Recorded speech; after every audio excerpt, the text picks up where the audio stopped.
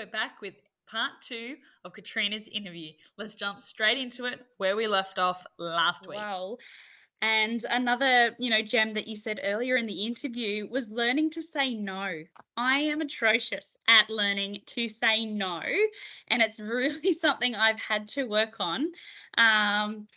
And one of my biggest things with particularly moving to a family farm was being a people pleaser. You cannot please everybody, whether that is, your immediate family and circle or whether that's everyone else. But if you have confidence within yourself, if you are happy within yourself, then that outflows. And so the more we internalize sort of that side, the less we have to worry about the rest. Oh my goodness, so true. We just did a whole episode on my Spreading the Good Stuff podcast, actually. So I got 2 podcasts, but one of the ones I do with a couple of friends, and it's called The Art of Saying No. And it's just everything. Like, it really becomes so, so important. And the other thing is, yes, there's this people pleaser, like often women in rural areas are people pleasers. Yeah, people pleasing can come a little bit from there's this country code idea, that we and because the society tells us, and the kind of the norm is to be doing everything and be the perfect wife, mother, partner, contributor to the community and do all the things, then society tells us that we're failing if we're not doing all of that, and that there's something wrong with you. And then other people judge you if you start to say no and you don't do all the things. There's judgment from other people because it's like, oh, you're breaking the code, even though they're probably desperate to say no themselves and wishing they had the strength to say no. They can manifest in them as judgment because they're actually quite envious that you're able to do it. It's like, come on, we've got to stick to the code. So yes, but the thing is, that's actually the powerful thing about saying no, is when you say no, you give permission for other women to do it too. Absolutely. So, it's actually really, really cool. And it's hard. It's really hard to say no. And, it's, we all said on the podcast too, we're all a work in progress on this and constantly having to, work at it. But yeah, it's the more you do it, the easier it gets as well. Absolutely. And I think one of the easiest phrases I learned to start implementing that was not right now. So instead of, because I felt the word no was too powerful, or I would think about, all the different connotations of how that could have been interpreted. So then moving it into a softer, longer sentence for me made me feel better about it, because I didn't feel like I was reprimanding someone or having the negative connotations around that. So I can't do that right now. Thank you for thinking of me. I'll try and get back to that at another time. Like, it lengthens it, it softens it. I was feeling better about the terminology, which was making it easier to say. I was still clearing the space. I was still setting up boundaries. And I guess that's something we also touched on earlier in the interview, is boundary setting, whether that is for ourselves or for the farm. How have you found setting up, boundaries for, yourself in your practices, and then your family and the farm going outwards? Yeah. Well, again, it's just important to say no, really, having those boundaries, or just being clear about, I guess that also starts from, knowing what your values are first and what's important to you and what your priorities are. And then you kind of use your values as your guide rails then. So you can look and go, like Brene Brown talks about this, your values are your bumper rails. So you use them as like, oh, okay, well, that doesn't align with what I really want to be doing. So that's a no, or, that's not important to me. That's kind of a bigger picture. But then day to day, for me, it's around having just clear routines for myself so that I can structure my day in a way that sets me up for success, like having a really good, magic morning routine and setting myself up in the mornings. And then, when the kids get home from school, computers away, phones away, work stops, have that time with them. The tech one, I ebb and flow on. Like, sometimes I'm really good, but I go through stages where I'm like, oh my God, I'm addicted to Instagram again. How did that happen? All of a sudden I've spiraled.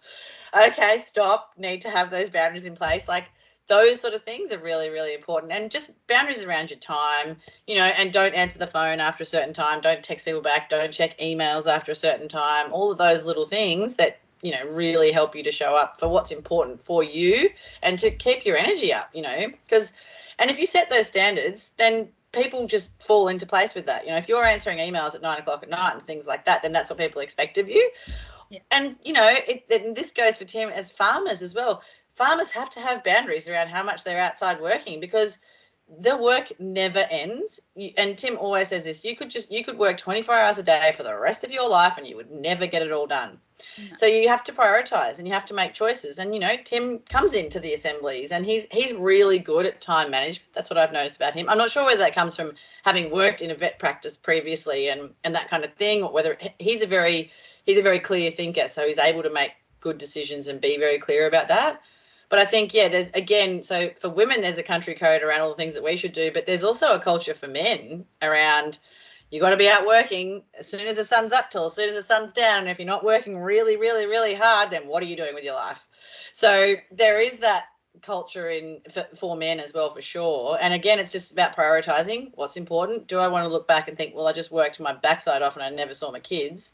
Yeah. And, being really aware and making those hard choices for yourself. And also, again, you doing it gives permission for other people to do it. And that's really, it's actually really lovely to see dads, pick up and drop off for daycare and all that kind of stuff. And I'm seeing more and more of that now. Like, it's so good. There's heaps of men, because we're not at daycare drop-offs anymore, but there's lots of young blokes getting around with their kids. And I'm like, that's so good. It's getting better, Yeah. So, because the work never ends. So you have to put those boundaries in place for yourself. You've got to just say, well, I'm not going to work after this time. And what doesn't get done today will get done tomorrow. But it's all up to you at the end of the day, because the work will never end, as we know. Before we continue with today's episode, I'd like to give a shout out to Thermomix. Thermomix is one of those investments that are timeless and really help produce a happy, healthy family here on farm. A Thermomix can make healthy, nutritious foods from scratch. And whether you're baking, creating comfort food, juices, even cocktails or dinners, the Thermomix can help you and your family. What is thermomixing? It's cooking whatever you want to cook. It's cooking without being able to cook. It's cooking something you've never been able to cook. Like this. Or this. Or that. Yeah. It's having thousands of recipes at your fingertips. It's whipping up espresso martinis for a hot date, making seafood chowder for the boys, or healthy meals from whatever's in the fridge. Even that. It's being part of a community. It's being connected to experts. It's saving time. It's stepping up. It's creating meal from scratch. It's having your family look at you and say, wow, by letting you be the cook you've always wanted to be. At the flick of a smart switch. We don't cook. We Thermomix. Family. Now let's get back to today's episode. Yeah, absolutely. And particularly around that work. I mean, we were going, we have 2 properties. So sometimes, we travel on dawn and dusk between places.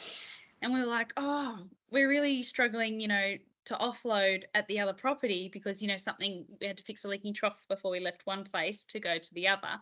So we're like, right, we'll invest in some infrastructure for the yards and we'll put lights in. Mm-hmm. So, yep, that's benefiting on one end. But now we've got lights in the yards. So then we're like, there's no limits. We don't have to stop if we don't need to. And then so it's like, barriers. Yep, we have to stop. We'll get the next mob in, the day after or whenever we get back down to the yards. But it doesn't, 100% could just continue working around the clock if we needed to. But what are we working for? I think is another reminder that we come back to. If we have chosen the farming life for a reason, we are still here for a reason. What is that? Because if we're saying it's for our kids, if we're saying it's for the lifestyle, then what does that lifestyle look like? Because if we're not addressing that lifestyle and we still picture it as that or as the goal, how do we get there without setting boundaries? And how do we get there without saying not right now? So I think I really like that. Yeah, I love that too. So true. And then also knowing that there's seasons, like there's farming seasons, there's life seasons, all that kind of stuff. And I was thinking about that too before. Like when you're in the trenches with little babies, this stuff's harder and you just have to have a lot of self-compassion. And then I think, if you're working your backside off on the farm all year round and there's never a break, then it's time to go, well, hang on a minute. This is too much, if you want to, it's a choice again.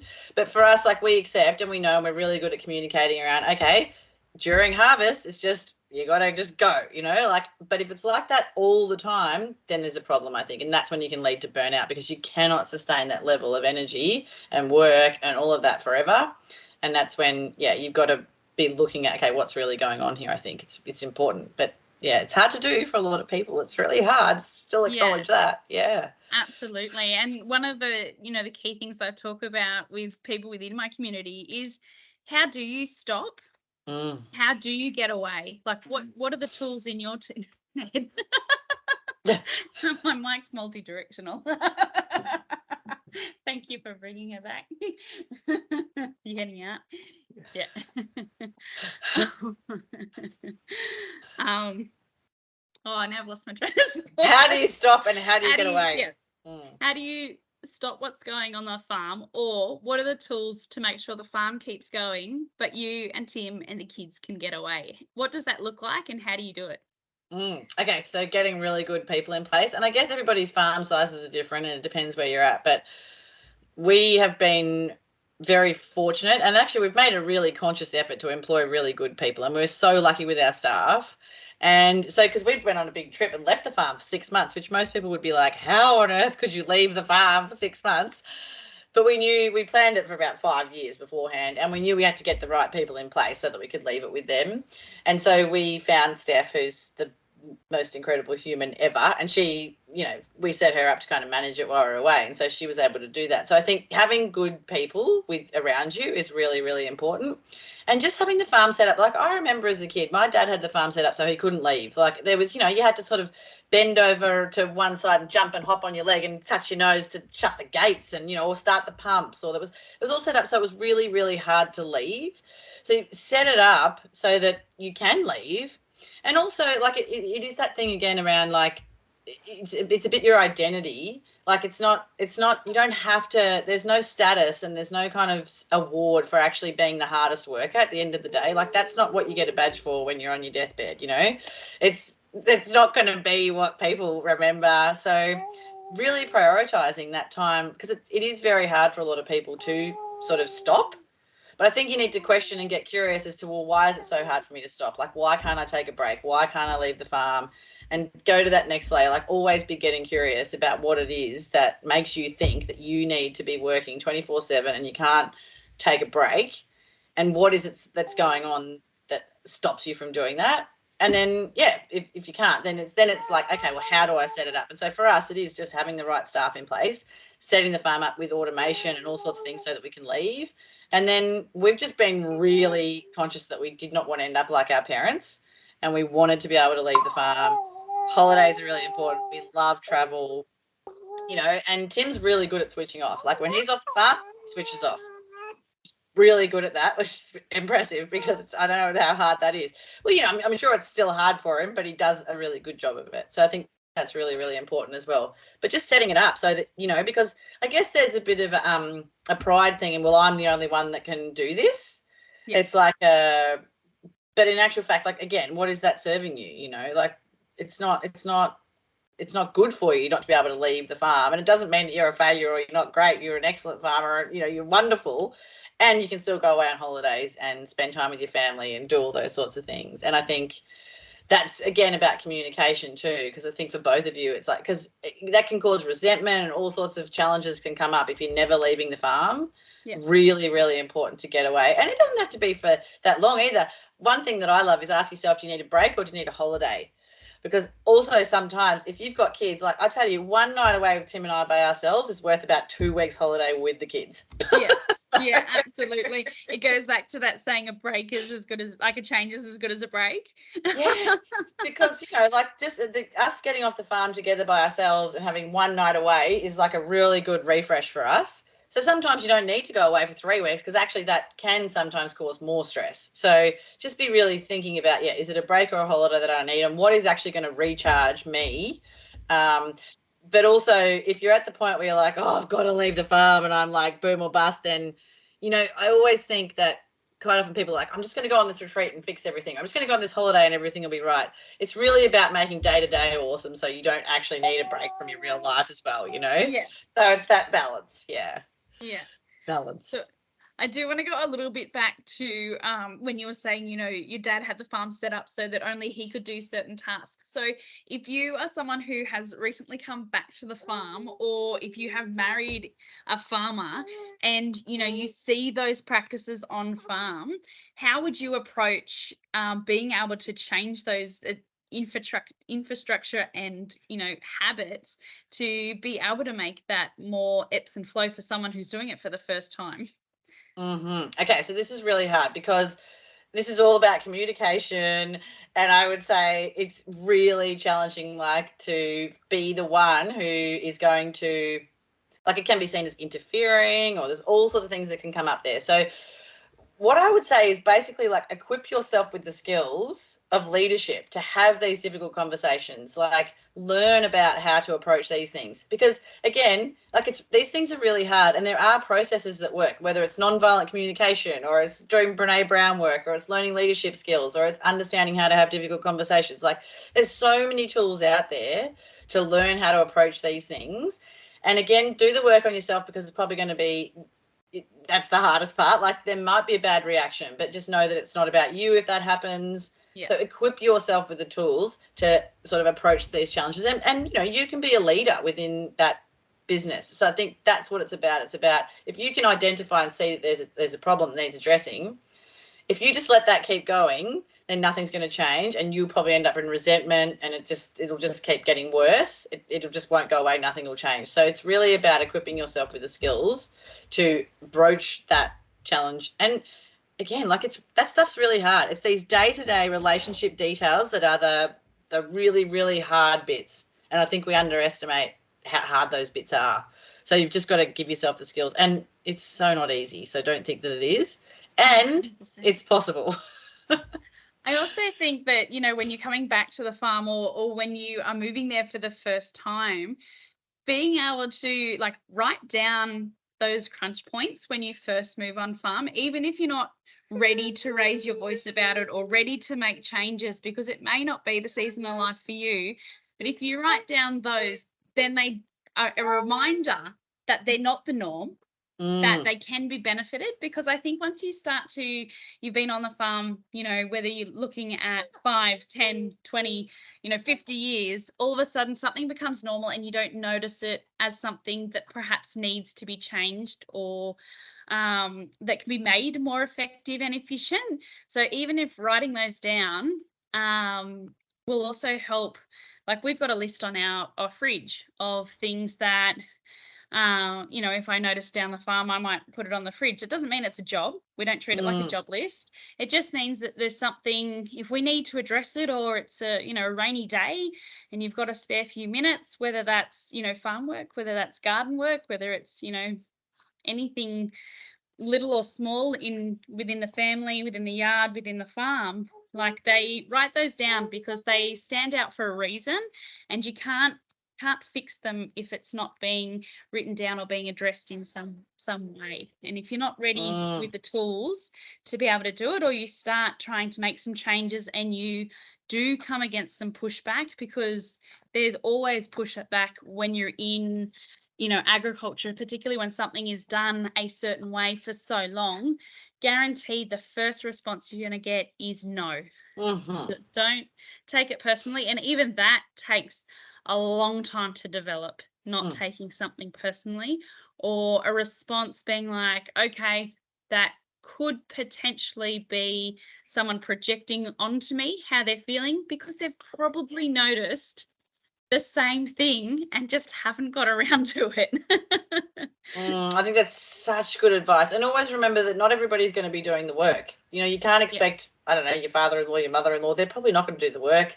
Chances are maybe they are, but a lot of people aren't going to do it. And when you're coming to these new levels of self-awareness and trying to make change and doing all of these things, you just got to accept that, other people won't necessarily respond the way you would like them to, and don't take it personally, but don't give up either.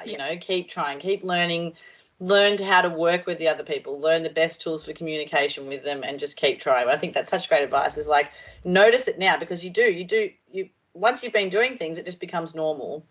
And I guess that's a nice way to approach it too. Is like, if you can, it's like, oh, it's not that you've been doing anything wrong. You know, it's never, you don't want to like imply that they're doing it the wrong way. Like, have respect as well, but just how can we make improvements, you know? And there's a lot in that, learning how to approach that in that, I guess, empathetic way. Yeah. And I think having grace for yourself and others as well comes into play in that. So, because farms are so complicated, whether they, you know, are run by a head office and a company, or whether they're family farms, there is so much that locks in together. And having the grace for yourself, you know, your family, the worker, you know, whether you're there with your parents or your in-laws, everyone has finite time. Everyone is trying to do something for a certain reason. Understanding those, taking the time to get there.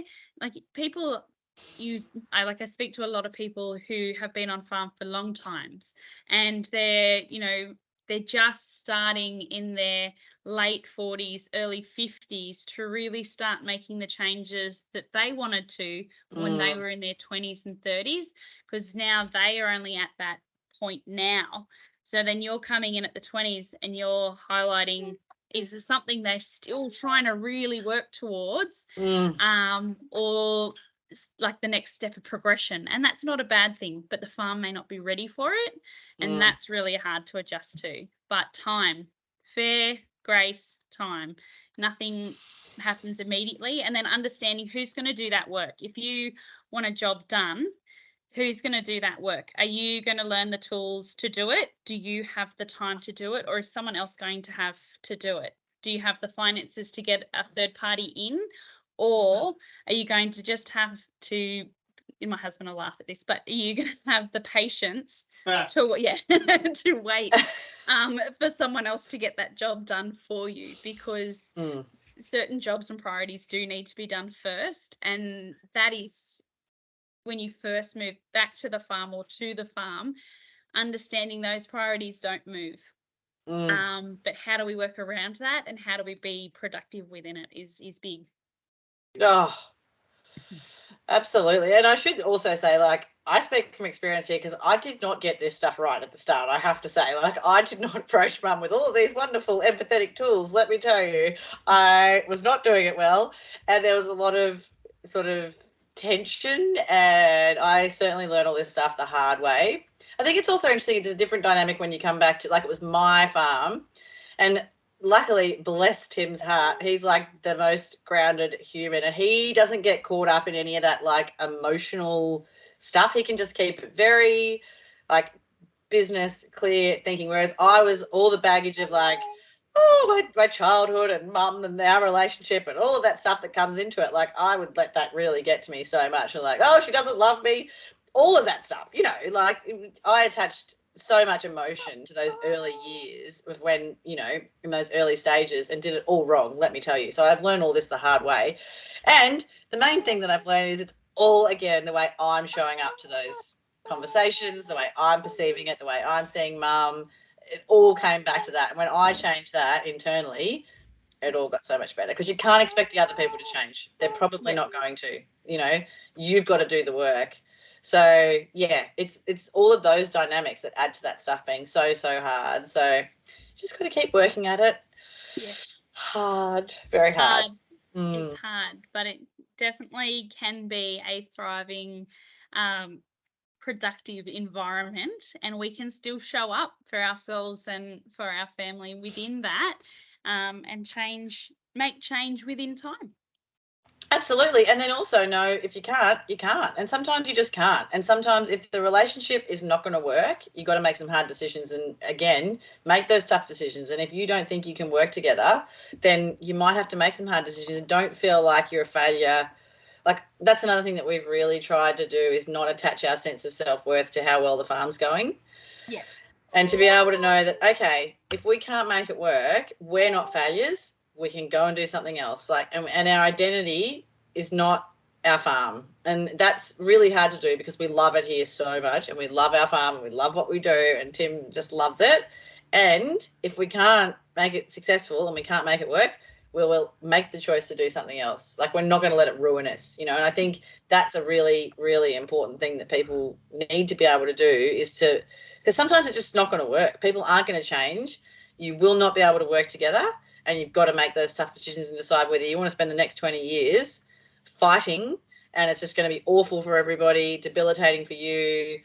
It's just never going to work, and just make those really hard decisions. And that's really, really hard, but also so important, because I've seen so many families ruined by, you know, just relationships that are just never going to work, and they just, you know, it's really hard. So I think making those tough decisions early on is really important as well.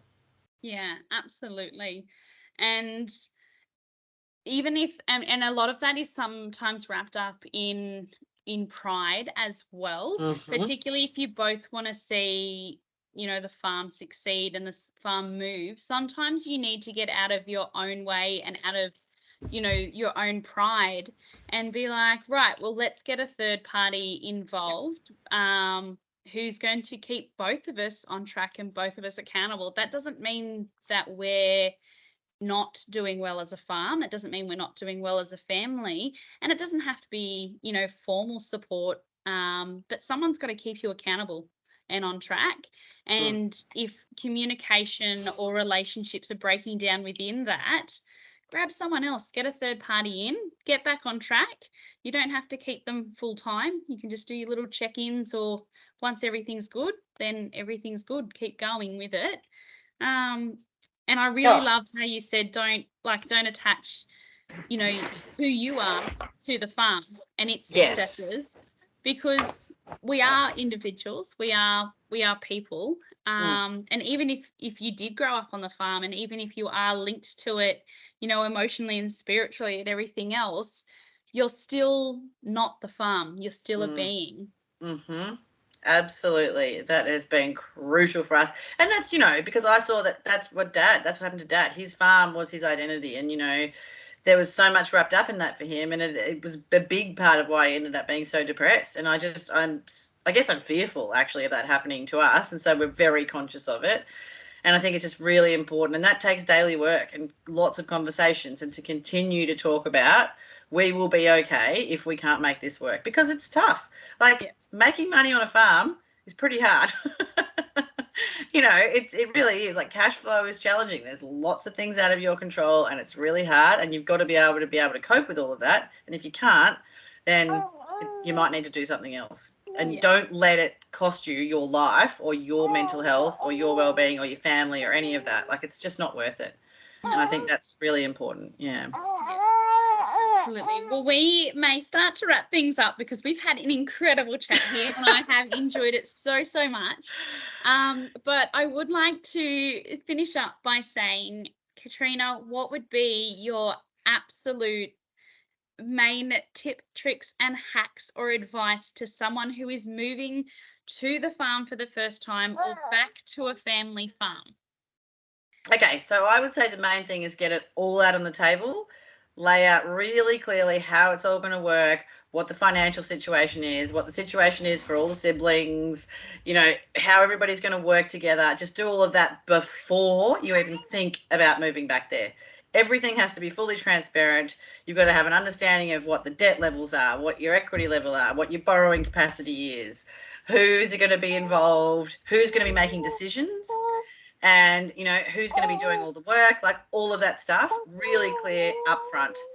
Don't just wing it, because it just probably won't go the way you think it's going to go. And if you all make assumptions about how that's going to work, it probably won't work. So I think that's, and because it's huge to give, especially if you're like giving up some other type of career, or, you know, your partner is, or whatever, it's a massive thing.